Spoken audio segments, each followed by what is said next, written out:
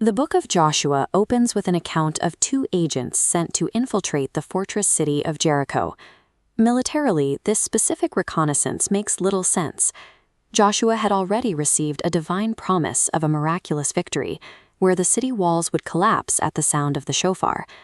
The archaeological record confirms the massive, daunting scale of the physical defenses that protected the city. Because these walls were destined to sink into the earth through a miracle, gathering intelligence on troop movements or structural weaknesses was physically irrelevant. The Chazzal and the Megale Amukot define the mission as a targeted spiritual extraction. The operation had two objectives: crack the 7 spiritual shells, or klipot, of Jericho from the inside, and rescue a specific holy soul trapped within that darkness. Joshua chapter 2 details the precise sequence for dismantling a spiritual fortress. The spies Pinchas and Caleb operated with a level of self-nullification that contrasted with the ego-driven failure of the scouts sent by Moses. By analyzing the word cherish, the Midrash identifies their disguise. They entered Jericho appearing as simple potters. Selling earthenware allowed them to avoid military scrutiny and access the civilian chatter of the city's women, who often discussed local secrets while buying household goods. When they arrived at the Inn of Rahab, the king's guards moved in immediately to capture them. Joshua 2:4 contains a grammatical anomaly. The text says vatitzpono, she hid him, singular, instead of the plural form. Pinchas, a Cohen, held the holy status of an angel. This allowed him to remain invisible, meaning only Caleb required physical concealment.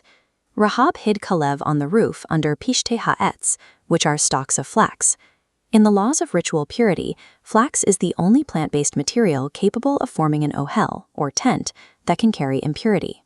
By selecting this material, Rahab enacted a spiritual rectification, or tikkun, for the primordial sin of the tree of knowledge and the recent immorality at Shittim. From their disguise to the stalks on the roof, the agents and Rahab were following a deliberate spiritual protocol.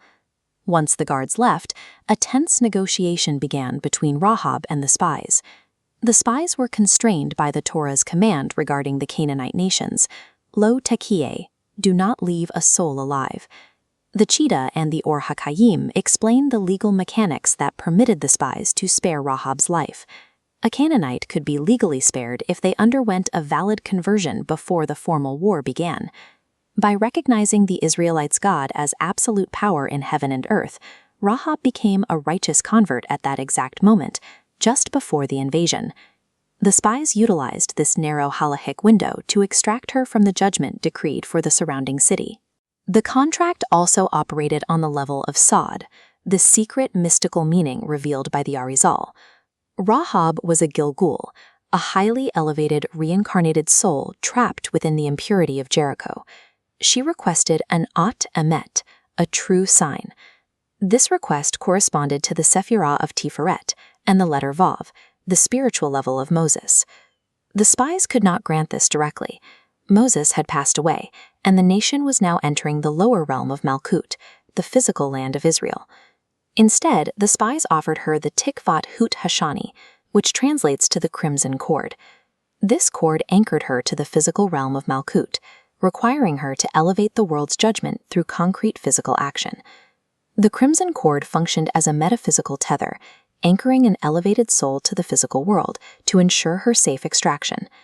Following Rahab's strategic advice, the spies escaped through the wall and hid in the mountains for 3 days to evade their pursuers.